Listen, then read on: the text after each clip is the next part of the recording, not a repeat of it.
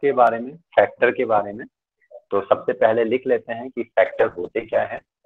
तो लिखिए, किसी संख्या का अपवर्तक, और नाम को बिल्कुल ध्यान से लिखिएगा। कल हम अपवर्ती के बारे में, मल्टीपल के बारे में बात कर रहे थे, और ये अपवर्तक हैं, यानी कि गुणनखंड हैं, फैक्टर्स हैं। तो किसी संख्या का अपवर्तक, और स्लैश करके मैं इसको लिख देता हूं गुणनखंड,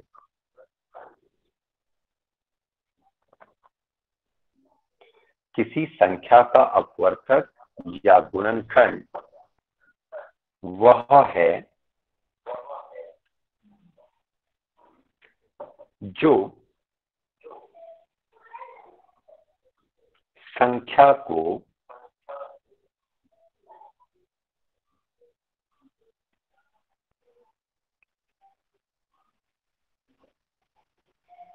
पूर्णतः विभाजित कर दे,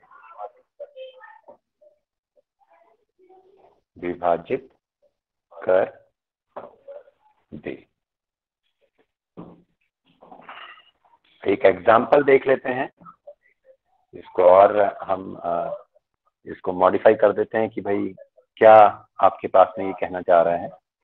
जैसे मैं एक नंबर ले लेता हूं 4, और 4 के मैं अपवर्तक लिखता हूं, 4 के मैं फैक्टर्स लिखता हूं। तो देखिए किस तरीके से हमें इसके फैक्टर्स को लिखना है।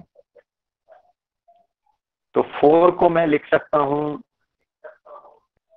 1 इंटू 4,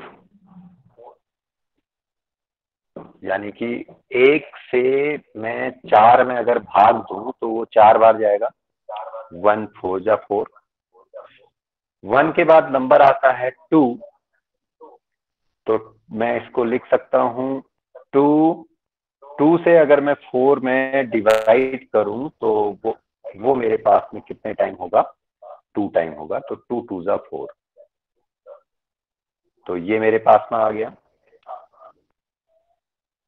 तो एक हो गया 1 इंटू 4, दूसरा हो गया 2 इंटू 2। अब देखते हैं 3 की टेबल पर आते हैं। 3 की टेबल में हमें 4 मिलता है, नहीं मिलता। 3 1 जा 3 और 3 2 जा 6 हमारे पास में हो जाता है, तो इसलिए उस नंबर को हम छोड़ देंगे। नेक्स्ट हमारे पास में होता है 4 की टेबल। तो 4 की टेबल में लेके चलूं तो 4 इंटू 1, तो ये भी मुझे 4 दे रहा है। तो 4 1 जा 4, तो ये मेरे पास में यहाँ पे फैक्टर निकल के आए। लेकिन यहाँ पे देखिएगा, जो सबसे पहला आपने फैक्टर लिखा 1 इंटू 4, तो 1 इंटू 4 और 4 इंटू 1 दोनों एक ही चीज है, यानी कि ये रिपीट हो रहा है। तो जहां से नंबर्स, जहां से आपके पास में ये फैक्टर्स रिपीट होने लग जाएं, तो उनको आपने वहीं पे छोड़ देना है। तो 4 इंटू 1 को हम यहाँ पे छोड़ देंगे, तो इसलिए हम इसको नहीं लिखेंगे। तो अब हमारे पास में देखिएगा, जो 4 के फैक्टर्स आपके पास में होंगे,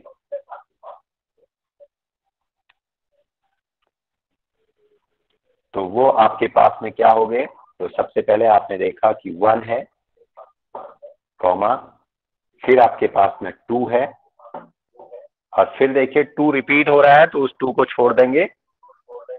जो रिपीट हो रहे हैं नंबर्स उनको छोड़ देंगे, और नेक्स्ट आपके पास में हो गया 4। उम्मीद कर रहा हूं समझ रहे होंगे कि मैं क्या कहना चाह रहा हूं। यहां पे आप देखेंगे कि 4 का एक 1 आपके पास में था, यहाँ पे 2 आपके पास में था, ये रिपीट हो रहा है, तो इसे आपने छोड़ देना है, और ये 4।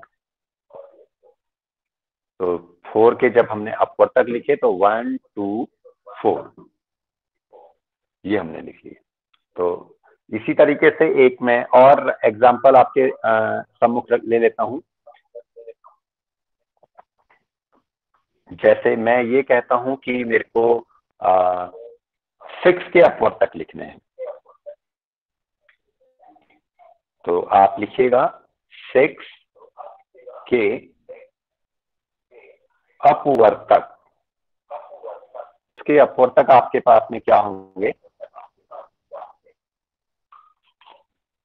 तो सबसे पहले 1 पे आ जाइए। तो 1 इंटू 6, एक के पहाड़े में जब हम 6 तक पढ़ेंगे तो 1 इंटू 6 करेंगे तो 1 6 जा 6, ये हमारे पास में मिल गया। सेकेंड, अब हम 2 की टेबल में आते हैं। 2 की टेबल में देखिए हमको 6 कहां पे मिल रहा है? 2 इंटू 3 हम जब करते हैं तो 2 3 जा 6 हमको मिल रहा है। और नेक्स्ट फिर हम आते हैं 3 की टेबल में। तो 3 की टेबल में हम जब चले तो 3 इंटू 2 यानी कि 3 2 जा 6। लेकिन आप देख पा रहे हैं कि 2 इंटू 3 और 3 इंटू 2 ये दोनों सेम है, तो इसलिए हमने यहीं पे इसको छोड़ देना है, क्योंकि रिपीट हो रहा है। तो रिपीट होते ही हमने वहां पे उसको छोड़ देना है। तो अब हमारे पास में जब हम फैक्टर्स लेके चल रहे हैं तो क्या क्या फैक्टर हमारे पास में हो गए? हमारे पास में फैक्टर हो गया 1 2 3 6। तो यहां पर आप लिख लेंगे कि 6 के जो अपवर्तक हैं, 6 के अपवर्तक, तो ये बराबर आपके पास में हो गए। क्या क्या आपके पास में है? ये आपके पास में हो गया 1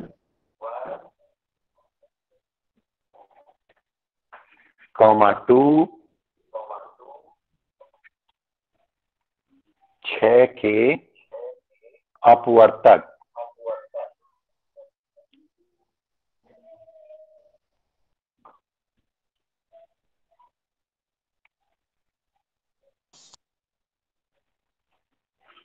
बराबर आपके पास में हो गए 1 2 3 एंड 6। तो जैसा कि आप यहाँ पे देख पा रहे हैं कि आपने 4 के अपवर्तक लिखे 1 2 4, 6 के अपवर्तक जब आपने लिखे यानी कि 6 के जब फैक्टर्स लिखे तो आपने लिखे 1 2 3 एंड 6। तो देखिए यहाँ पे हमारे पास में ये दिखने को मिल रहा है कि जो 4 के अपवर्तक हमने लिखे तो 4 का सबसे बड़ा अपवर्तक क्या मिला हमको?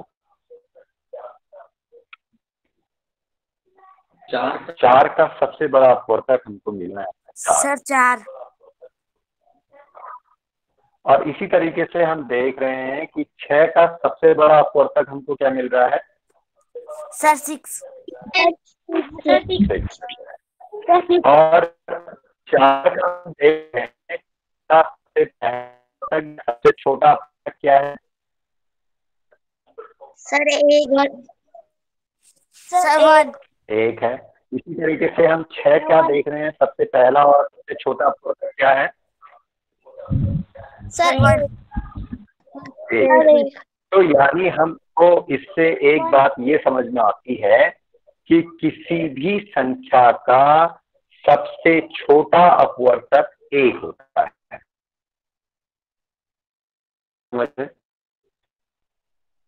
किसी संख्या का सबसे छोटा अपवर्तक 1 होता है और किसी भी संख्या का सबसे बड़ा अपवर्तक क्या होता है?